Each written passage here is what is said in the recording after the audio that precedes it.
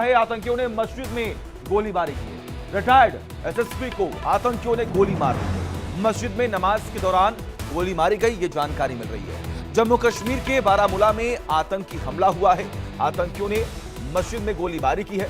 Retired SSP को आतंकियों ने गोली मार दी। मस्जिद में नमाज के दौरान गोली मारी गई है, ये जानकारी मिल रही है। ये बड़ी खबर सामने आ रही है। जम्मू कश्मीर में आतंकियों ने रिटायर्ड एसएसपी की गोली मारकर हत्या कर दी है।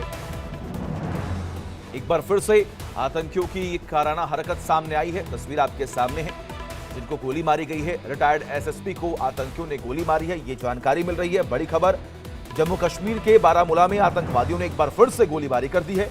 गोलीबारी के दौरान जान दे रहे पूर्व एसएसपी को गोली लग गई है और उनकी मौत हो गई है। तुरंत ही सुरक्षा बलों ने इलाके की घेराबंदी कर दी और आतंकी हमले में शामिल आतंकियों को पकड़ने के लिए तलाशी अभियान भी शुरू कर दी है। तमाम जानकारी के लिए हमारे साथ हमारे सहयोगी रमन सैनी जुड़े हुए हैं। रमन, क्या अपडेट इस पूरे मामले को लेकर? यहाँ देखिए, बहुत अनफॉर्चुनेट है कि एक बार फिर आतंकी हमला जो है वो जम्मू कश्मीर के अंदर हुआ है और इस बार एक रिटायर एसएसपी जो बारामूला में रह रहे थे उनको निशाना बनाया गया है सीधे तौर पर। और बड़ी बात यह है कि ये रिटायर एसएसपी जो है ये बारामूला की एक नमाज में अपनी नमाज एक मस्जिद में नमाज अदा कर जब वो बाहर निकल रहे थे उस वक्त इनको अपना निशाना बनाया गया है। सीधे तौर पर कहीं ना कहीं आतंकवाद का ग्राफ कई दिनों से लगातार जिस तरीके से हम देख रहे हैं, चाहे वो जम्मू प्रोविंस हो यानी कि साउथ ऑफ पीर पंचाल का इलाका हो या फिर नॉर्थ ऑफ पीर पंचाल जो कश्मीर घाटी का इलाका है, दोनों ही जगहों पर लगातार आतंकवादियों की तरफ से आतंकवाद के ग्राफ को बढ़ाने की कोशिश की जा रही है। और इसके पीछे सीधे हाथ जो है वो पाकिस्तान की आर्मी और आईएसआई की है, क्योंकि जिस तरीके से 8 फरवरी को पाकिस्तान के अंदर नेशनल असेंबली के इलेक्शंस होने हैं, उनको लेकर जो पाकिस्तान के अंदर इस समय हालात बने हुए हैं, जिस तरीके से पाकिस्तान की आवाम लगातार निशाना साध रही है अपने ही सरकार पर, उससे ध्यान केंद्रित करने के लिए पाकिस्तान के पास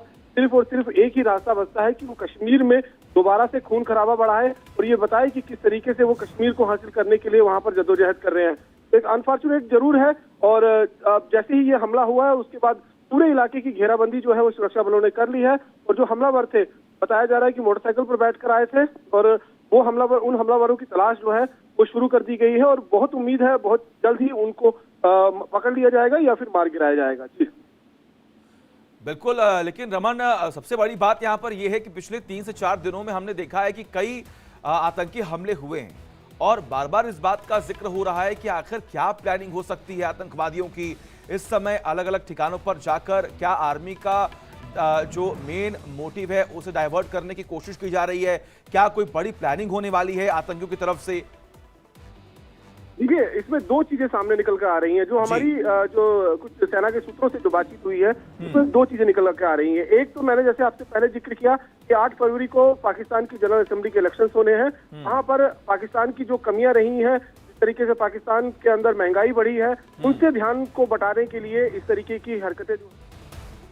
ठीक है रमन, लेकिन देखिए तस्वीरें लगातार हम आपको दिखा रहे हैं। ये वही मस्जिद है जहां पर गोलीबारी हुई है।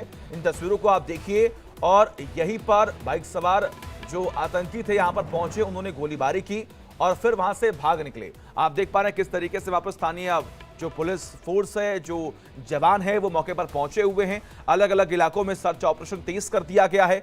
सबसे बड़ी बात जिसका जिक्र अभी रमन भी कर रहे थे कि पिछले 3 से 4 दिनों में हमने देखा किस तरीके से जो आतंकी गतिविधियां हैं वो बढ़ती चली जा रही हैं। जम्मू कश्मीर में राजौरी में हमने देखा, अब बारामूला में ऐसी घटना जो है वो सामने आई है जहां पर आतंकियों ने हमला किया है, मस्जिद के अंदर हमला किया है।